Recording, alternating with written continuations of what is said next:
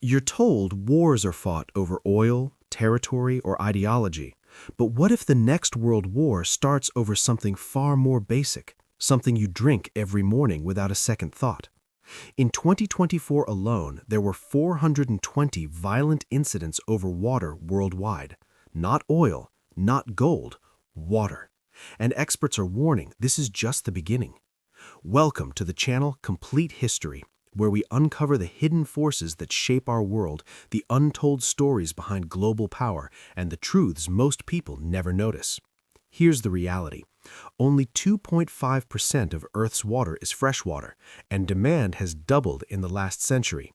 While you scroll through your phone, nations are quietly positioning themselves around rivers, dams, and aquifers like chess pieces on a board.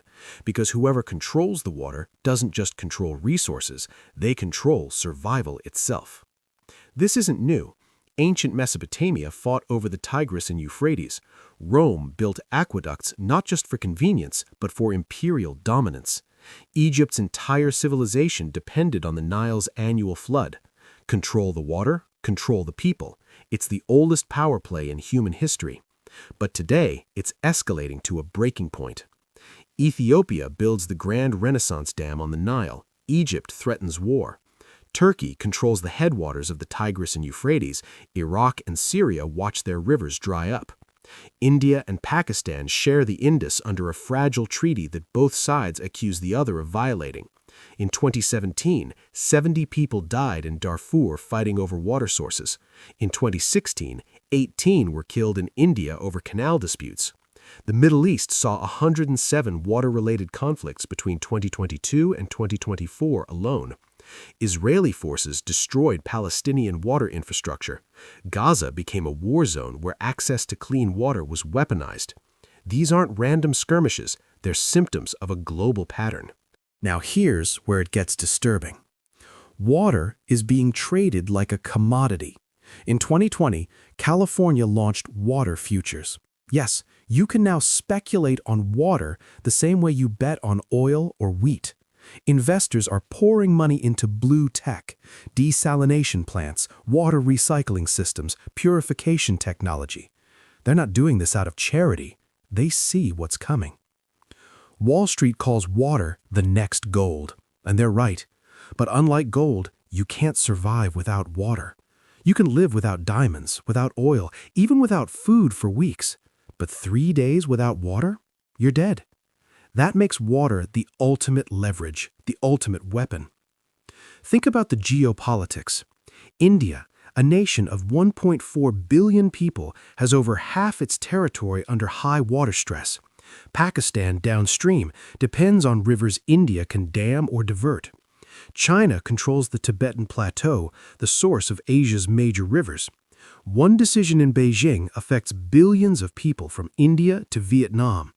Turkey sits at the headwaters of rivers that flow through Syria and Iraq, nations already devastated by war. Morocco's Kangaroo Dam impacts Algeria's water supply. These aren't accidents, these are pressure points. And here's the disturbing truth about power that most people miss. Real control doesn't come from luxury, it comes from necessity. Kingdoms rose and fell over salt. Empires were built on grain. The British didn't colonize India for the scenery, they wanted the resources. Today, it's water, the resource you literally cannot live without. Experts like Stephen Solomon argue that by 2050, water will shape geopolitics more than oil ever did. Books like Water, Peace, and War predict resource wars driven by scarcity. The UN is holding emergency conferences in 2026 because they see the crisis accelerating. Climate change is making droughts longer, populations are growing, and rivers are drying up. The Colorado River, which supplies water to 40 million Americans, is at historic lows. The Ganges, the Brahmaputra, the Mekong, all under threat. Now, will water alone cause World War III? Probably not, but experts call it a threat multiplier. It takes existing tensions, territorial disputes, ethnic conflicts, political rivalries, and turns them explosive. A border dispute becomes a war when one side cuts off water. A trade disagreement becomes existential when aquifers run dry. Water doesn't start the fire, but it pours gasoline on everything else. And the nations that understand this are already moving. They're building dams, buying farmland with water rights, investing in desalination, and securing treaties that lock in their access while limiting others. They're not announcing it. They're not making grand speeches. They're just quietly controlling the tap. So when you hear about the next global conflict, don't just look at the oil fields or the trade routes. Look at the rivers. Look at who's upstream and who's downstream.